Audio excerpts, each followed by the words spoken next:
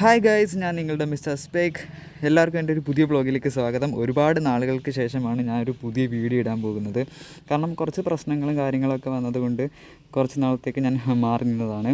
Still നമ്മൾ വീണ്ടും ആരംഭിക്കുകയാണ്. ഇന്ന് നിങ്ങളുടെ മുന്നിൽ ഞാൻ കാണിക്കാൻ പോകുന്നത്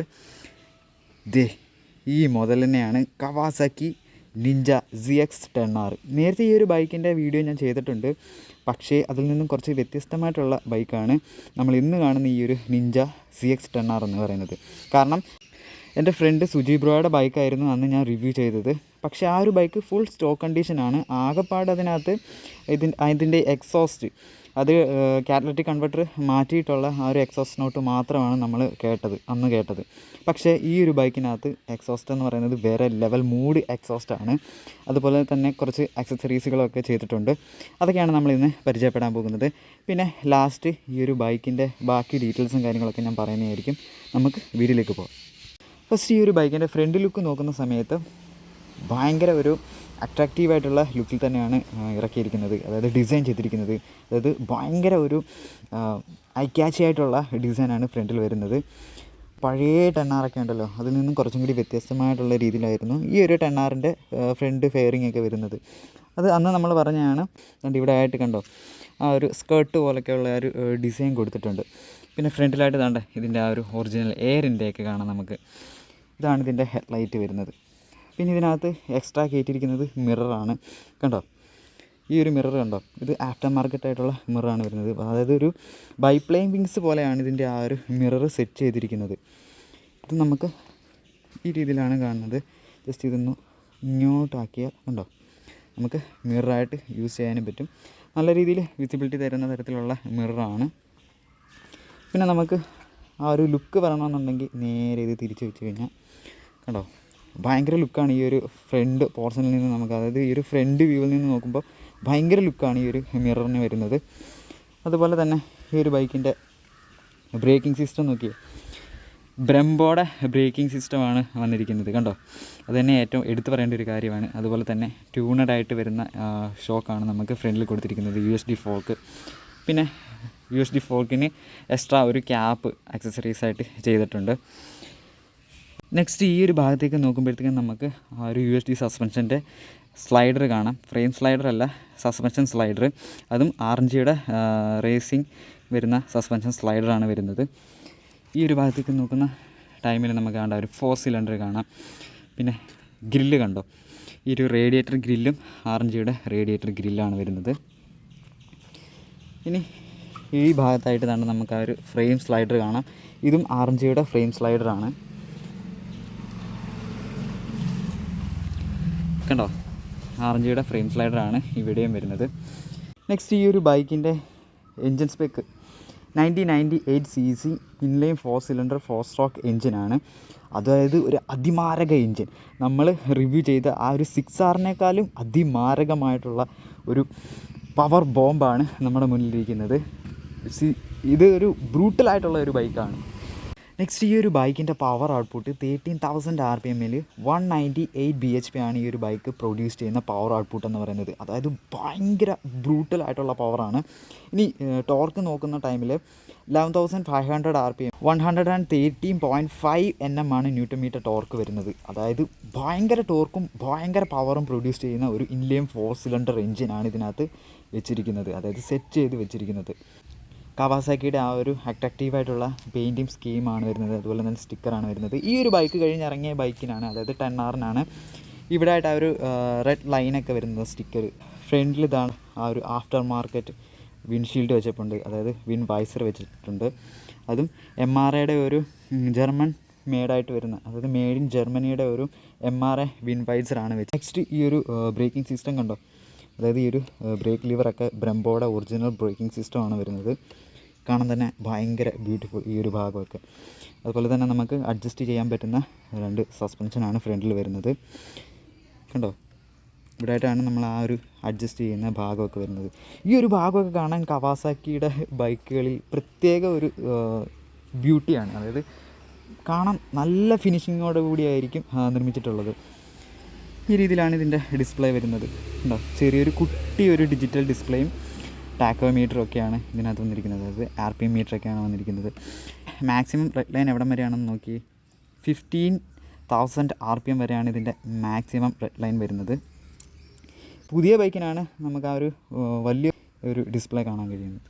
നെക്സ്റ്റ് നമ്മുടെ ആ ഒരു ഹാൻഡിൽ ബാലൻസർ കൊടുത്തിട്ടുണ്ട്. അതായത് നമ്മൾ ഒരുപാട് സ്പീഡിൽ പോകുന്ന ടൈമിൽ ബൈക്ക്, അതായത് സൂപ്പർ ബൈക്സൊക്കെ മെയിനായിട്ട് ഭയങ്കര സ്പീഡിൽ പോകുന്ന ബൈക്സ് ആയിരിക്കും. അത് കുറച്ച് സ്പീഡ് ഓവർ ആകുമ്പോൾ വൊബിൾ ചെയ്യും.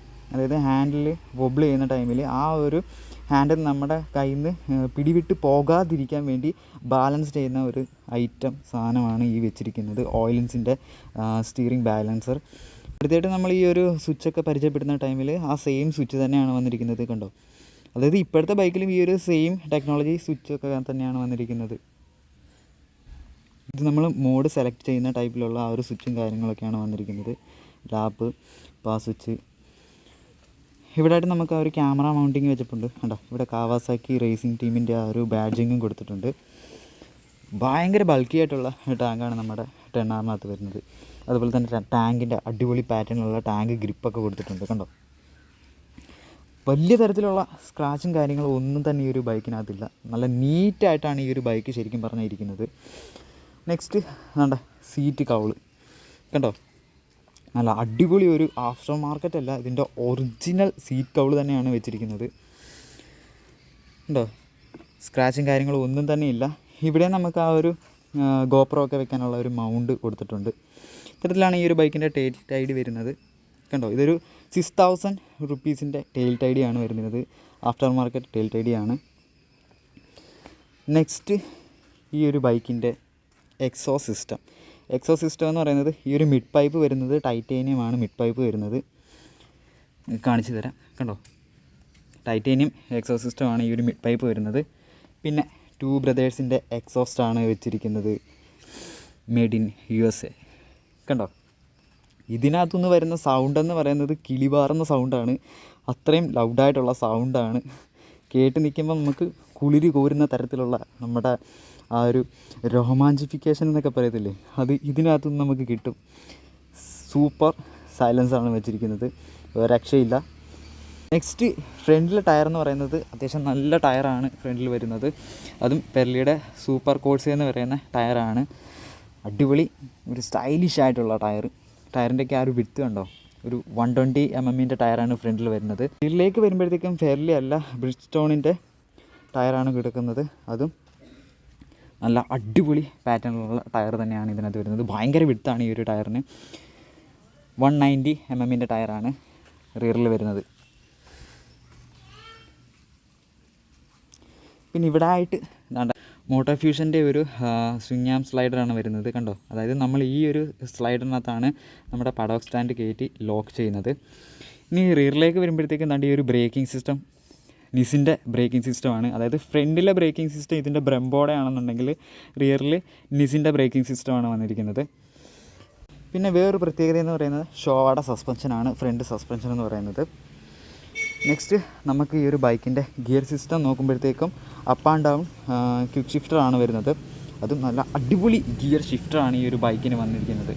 അതുപോലെ തന്നെ ഈ ഒരു ഫുഡ് പാക്കൊക്കെ കണ്ടോ, ഭയങ്കര നീറ്റായിട്ടാണ് ഡിസൈൻ, നല്ല സ്റ്റൈലിഷ് ആയിട്ടാണ് ഈ ഒരു ഭാഗമൊക്കെ സെറ്റ് ചെയ്തിരിക്കുന്നതും അതുപോലെ തന്നെ നിർമ്മിച്ചിരിക്കുന്നതും. ഇവിടെ ആയിട്ട് നമുക്ക് ആ ഒരു ഗിയറിൻ്റെ ആ ഒരു നമ്പേഴ്സ് കാണാം, 1 ന്യൂട്രൽ, അങ്ങനെ 3rd 4th 6th അങ്ങനെ ആ ഒരു നമ്പറിങ് എഴുതിയിരിക്കുന്നത് കാണാം. അഡ്ജസ്റ്റബിളായിട്ടുള്ള റിയർ സസ്പെൻഷനാണ് ഈ ഒരു ബൈക്കിന് വരുന്നത്. അതായത് ഷോവയുടെ തന്നെ അഡ്ജസ്റ്റബിളായിട്ടുള്ള സസ്പെൻഷനാണ് റിയറിൽ വന്നിരിക്കുന്നത്, കണ്ടോ. ഈ ഇവിടത്തേക്ക് ആ ഒരു ബിൽഡ് ക്വാളിറ്റി നോക്കി, ഭയങ്കര ക്വാളിറ്റിയിലാണ് ശരിക്കും പറഞ്ഞാൽ കവാസാക്കി എപ്പോഴും ഒരു ബൈക്ക് ഇറക്കുന്നത്. അത് അവരുടെ ഒരു നീറ്റ് ബ്രാൻഡിൻ്റെ മുഖമുദ്രയാണെന്നൊക്കെ നമുക്ക് വേണേൽ പറയാം. ഈ ഒരു കവാസാക്കി ZX-10Rനകത്ത് ആറഞ്ചയുടെ ആ ഒരു ഹാൻഡിൽ ബാർ വെയിറ്റാണ് കൊടുത്തിരിക്കുന്നത്, കണ്ടോ. നല്ല സ്റ്റൈലിഷ് ആയിട്ടുള്ള ആ ഒരു ഹാൻഡിൽ വെയിറ്റാണ് വന്നിരിക്കുന്നത്. ഈ ഒരു സീറ്റ് നമുക്ക് നോക്കാം, അത്യാവശ്യം നല്ല ഹാർഡായിട്ടുള്ള സീറ്റാണ്. അതായത് വലിയ തരത്തിൽ സോഫ്റ്റും അല്ല, വലിയ തരത്തിൽ ഹാർഡല്ല, അത്യാവശ്യം ഹാർഡായിട്ടുള്ള ഒരു സീറ്റ് മാത്രമാണ് ഇതിനകത്ത് വെച്ചിരിക്കുന്നത്. ഈ ഒരു കവള് ഊരി കഴിഞ്ഞാൽ ഇവിടെയും ഒരു സീറ്റ് വരുന്നുണ്ട്. ബൈക്കിന് എത്രത്തോളം പവറുണ്ടോ അത്രത്തോളം പവറിനെ പിടിച്ചു നിർത്താനുള്ള അതിമാരകമായിട്ടുള്ള ബ്രേക്കിംഗ് സിസ്റ്റമാണ് ഫ്രണ്ടിലും ബാക്കിലും വന്നിരിക്കുന്നത്. കൂടാതെ ഡുവൽ ചാനൽ AV സിസ്റ്റം ഈ ഒരു ബൈക്കിനകത്ത് വരുന്നുണ്ട്. ഫ്രണ്ടിൽ നല്ല അടിപൊളി വലിപ്പത്തിലുള്ള, അതായത് 320 mm ഡുവൽ ഡിസ്ക് ബ്രേക്സ് ആണ് കൊടുത്തിരിക്കുന്നത്. അടുത്തായിട്ട് നമുക്ക് കവാസാക്കി നിഞ്ചയുടെ തീവാർന്ന ആ ഒരു എക്സോസ് നോട്ട് നമുക്ക് കേൾക്കാം. ഈ ഒരു 2 ബ്രദേഴ്സിൽ നിന്ന് ഉള്ള ആ ഒരു എക്സോസ് നോട്ട് നമുക്ക് കേൾക്കാം.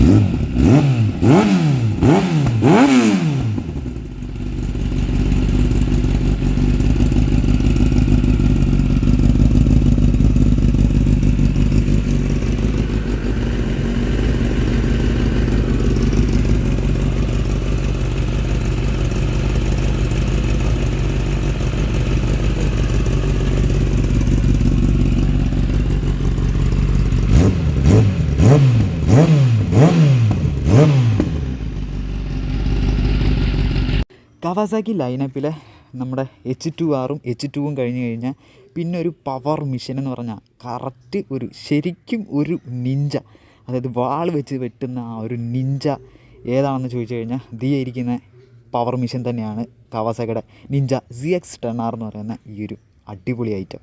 ഈ ഒരു ബൈക്ക് എവിടെ ഇരിക്കുന്നതെന്ന് നിങ്ങൾക്ക് മനസ്സിലായോ? അന്ന് ഞാൻ ഹാർലി ഡേവിഡ്സണും അതുപോലെ തന്നെ ആ ഒരു ബെൻസും ഒക്കെ റിവ്യൂ ചെയ്ത് നജ്മൽ ഷായുടെയും ഷെറിൻ ഷായ ബ്രോയുടെയും വീട്ടിലാണ്, അതായത് എൽഗ്രാം മോട്ടോഴ്സിൻ്റെ വീട്ടിലാണ് ഇപ്പോഴും നമ്മൾ നിൽക്കുന്നത്. ഈ ഒരു ബൈക്ക് ശരിക്കും ഇവിടെ സെല്ലിങ്ങിന് വേണ്ടി വെച്ചിരിക്കുന്ന ബൈക്കാണ്. ഇതിനൊരു 12.9 ലാക്കാണ് ചോദിക്കുന്നത്. അതായത് നല്ല നീറ്റ് കണ്ടീഷൻ ബൈക്കാണ്. ആർക്ക് വേണേലും ഈ ഒരു ബൈക്ക് എടുക്കാം. നല്ല രീതിയിൽ മെയിൻറ്റെയിൻ ചെയ്ത് കൊണ്ടു നടക്കുന്ന ഒരു ബൈക്കും കൂടിയാണ്. വലിയ തരത്തിലുള്ള സ്ക്രാച്ച് ഒന്നും ഇല്ലെന്ന് തന്നെ ഞാൻ പറഞ്ഞു. അപ്പോൾ ജെന്യൂനായിട്ടുള്ളവർ എൽഗ്രാം മോട്ടോഴ്സുമായിട്ട് ബന്ധപ്പെടുക. ഈ ഒരു ബൈക്ക് വേണമെന്നുണ്ടെങ്കിൽ പെർഫെക്റ്റ് കവാസാക്കി നിഞ്ച ZX-10R, അതുപോലെ തന്നെ കുറച്ച് ആഫ്റ്റർ മാർക്കറ്റ് ഐറ്റംസ് പാർട്സൊക്കെ ഈ ഒരു ബൈക്കിനകത്ത് കയറ്റിയിട്ടുണ്ട്.